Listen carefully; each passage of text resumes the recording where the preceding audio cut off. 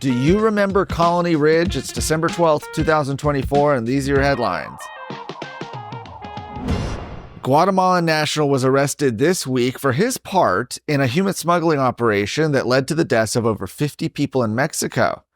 And according to a Homeland Security investigation, Jorge Agapito Ventura took place in a conspiracy to smuggle people from Guatemala through Mexico to the United States.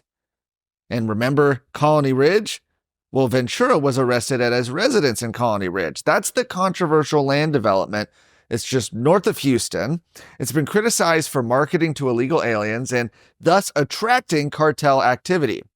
He and 4 other Guatemalan nationals were linked to the smuggling of at least 160 people in a semi-trailer truck that crashed in Chiapas, Mexico, resulting in the deaths of more than 50 people with over 100 more injured.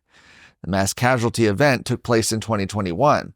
The 5 were charged with conspiracy to bring an alien to the United States, thereby placing life in jeopardy, causing serious bodily injury and resulting in death in part of a human smuggling operation.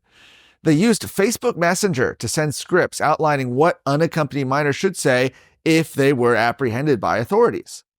Additionally, an investigation by the Daily Wire revealed that Ventura owned 4 properties in the Colony Ridge development and bought one as recently as September 30th of this year. In June, 2 illegal alien murder suspects with residences in Colony Ridge were arrested. One suspect had actually been deported twice already.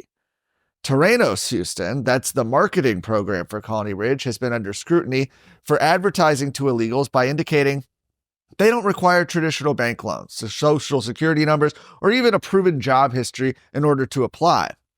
Texas and the U.S. Department of Justice are currently suing Colony Ridge in part for deceptive lending practices.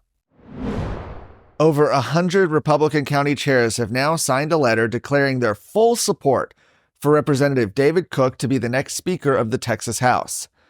The letter campaign, led by Tarrant County Republican Party Chairman Beau French, emphasizes accountability for any Republican representatives who refuse to unite behind Cook.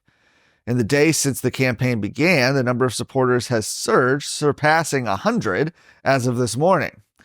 In the letter, it states, as leaders of the Republican Party in our counties, we write to remind you of the trust that voters have placed in our party and the responsibility you bear as their elected representatives. This weekend, the Texas House Republican Caucus nominated State Representative David Cook as its candidate for Speaker of the House. David Cook is a proven conservative who is committed to the Texas GOP legislative priorities and platform and to ending the long-standing practice of empowering Democrats with committee chairmanships. Well, the letter goes on to criticize those who've broken ranks with the caucus, noting that a small group of Republicans had chosen to abandon the caucus process. And led by Dustin Burrows, these representatives are now negotiating with Democrats in an effort to attempt to install a speaker who would undermine conservative agenda. They called it an unacceptable betrayal of our party and our values. Now, so far, only the Lubbock County GOP, that's where Burrows is from, has endorsed his speaker bid, despite his overtures to Democrats. Statewide leaders, including Governor Greg Abbott, Lieutenant Governor Dan Patrick, AG Ken Paxton, Sid Miller, etc., they've all endorsed the Republican caucus nomination process that produced David Cook. What are the important things out there in Texas politics and Texas news that matter to you, and what can you do about it? That's what we want to bring you with the Luke Macias Show on a weekly basis for 20 to 30 minutes. That way you can get the information and go do something for the rest of your week. I look forward to coming to you every Wednesday. A Denton County jury has sentenced Zul Muhammad to 4 years in prison after he admitted trying to steal his 2020 Carrollton mayoral election using fraudulent mail-in ballots. And they say that voter fraud doesn't happen. Here's your proof. The 4-year-old voter fraud case involved a scheme cooked up by Muhammad to submit forged ballot-by-mail applications and direct the ballots to a commercial mailbox he leased using fake IDs. Well, a sentencing decision followed a 3-day jury trial to assess punishment, which could have ranged from 2 to 20 years in prison or probation. County officials wanted a penalty strong enough to deter future would-be fraudsters.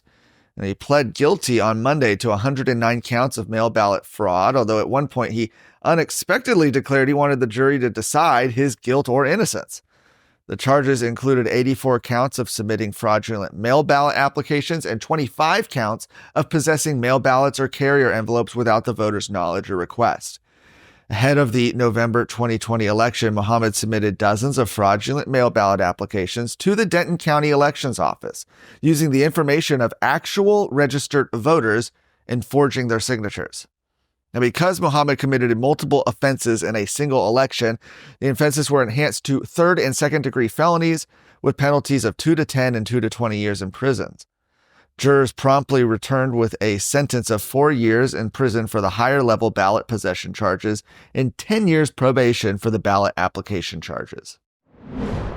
For more of today's stories, go to TexasScorecard.com.